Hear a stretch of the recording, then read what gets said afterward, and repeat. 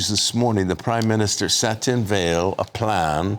This is a big plan, and he's hoping to strengthen Britain's defence forces. Well, it's expected to include 12 new attack submarines, 6 munitions factories, more missiles and drones, plus a new cyber command. Now, here's what the Defence Secretary had to say. The keyboard has become a weapon of war, and it's one of the reasons that in the last couple of days I've made the commitment that we'll put £1 billion into the digital upgrade of our armed forces so that we can link AI, autonomy and drones to the hard metal of tanks and artillery and planes, but also we'll establish a new cyber command to try and deal with these threats. So the government insists there'll be no extra spending and the defence budget remains below 3% of national income. How are they going to do all that? How's all that going to be paid for? Let's talk to the defence editor at The Standard. That's Robert Fox. Robert, a very good morning to you. Good morning. What do you think about this initiative that we think we're going to hear from Keir Starmer today? I'm a bit worried, Eamon, Lily, whether we're going to have a conversation or a debate in view of your discussion of school holidays. It's not unconnected with what I'm about to say about defence. It's a pretty tangled argument because this has been pre-announced, advertised for some time. It's part of the promised defence review.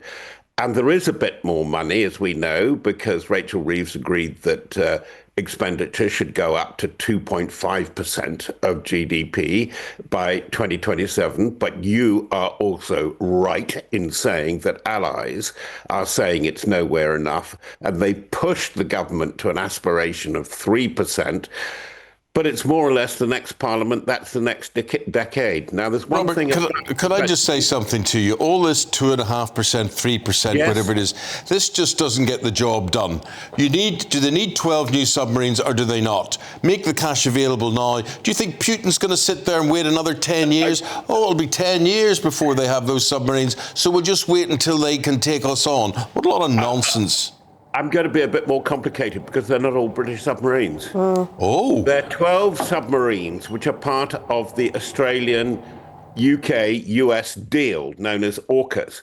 And we will build, if you read the print, and I've got the print in front of me, which says we will build up to 12 submarines. It's an aspiration. We'd like to for this programme.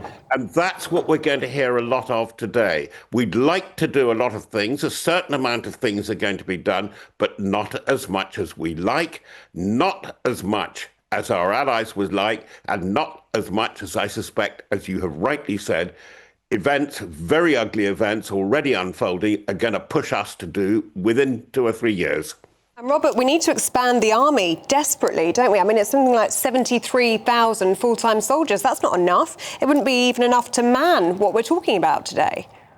No, don't be silly. It's about 69,000. It's well under. You're quite right. And that's the job that this review is supposed to do, whether it can do it in time, which is to end years of hollowing out and reduction. They've never really got back up to scratch since these long drawn out, in the end, completely confusing wars in Iraq and Afghanistan over the last 15 years. It's going to take a lot, and these things are very expensive. At whatever it is, and let's say it's between 67 billion and 70 billion in the next 3 or 4 years per year, it's not going to cover the shopping list. And that's all we're going to get. We're going to get a wish list today. It's the start of a debate. The argument with the Treasury will go on. The argument with the allies will go on, and they will become more pointed, particularly if Trump fulfills his pledge to pull back American forces from Europe. But the thing is, Robert, correct me if I'm wrong, but it seems to me as if it's not when we go to war, it's we are at war. You've got the Russians sussing out every line that we have undersea, every cable, what it's connected to. You've got the Chinese interfering with all the computer systems and knocking out companies and various things, doing what they want. War's just got fought in a different way. Are we keeping up with that? That's the problem, and you're quite right. Again, this, I understand, was the real argument behind this defence review, which was due by the end of January. The authors, George Robertson, Fiona Hill, and General Barrons, had got their homework in by the end of January. Why has it been delayed? Apparently, the government got very hissy about the phraseology, which is exactly yours. In whatever terms you conceive modern war, we are under the threat of war, particularly from Russia and its allies, Iran, North Korea and China, and it comes in the ways that you have described. Look at the hacking of the accounts of Marks and Spencer, Harrods, Co-op. That looks like organised crime. Russian organised crime is very much involved, and where Russian organised crime is involved and it's disrupting a almost or considered enemy state, the Russian state will be involved. That's the new state we're in. The Labour government has found it difficult to accept that at times. Quick word about what Ukraine did in Russia yesterday, the drone bombings. Very impressive, I would have thought. What I don't find very impressive is why they want to tell everybody how they did it. It took them a year and a half to plan. They brought trucks across the border. They've done it once. They'll not be able to do it again. Very good point.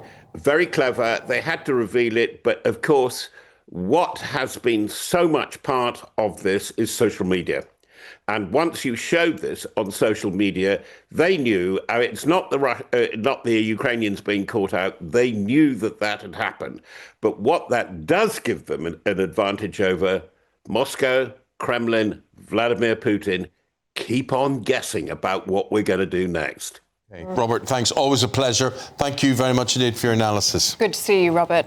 Well, let's speak now to news personality and publican Adam Brooks. Good to see you this morning, Adam. What do you make of this? Look, I think finally it's something the country can get behind. As a father of 3 kids, we want a safer country going forward for our kids. It's something that maybe people don't mind. It's all talk. But we don't mind our taxes maybe going to protecting us and, yes, I agree. and stabilising people don't the mind country. taxes going to build prisons or hire police officers either, and politicians believe that they do. It's politicians that are the problems, and they tell lies. Look, and we've got a Labour government that talks really this country down quite a lot. And who is going to want to fight for this country under Labour? Luckily, I think they're going to be gone in 3 years. But we've got a serious lack of personnel, Eamon. Who's going to want to fight for a government that's allowing veterans to be prosecuted for so-called crimes 30 years ago?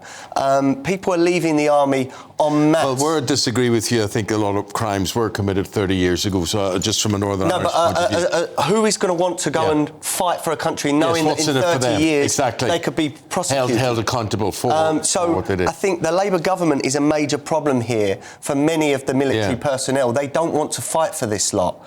Well, do you know what gets me? We're talking about 2.5%, 3%, whatever.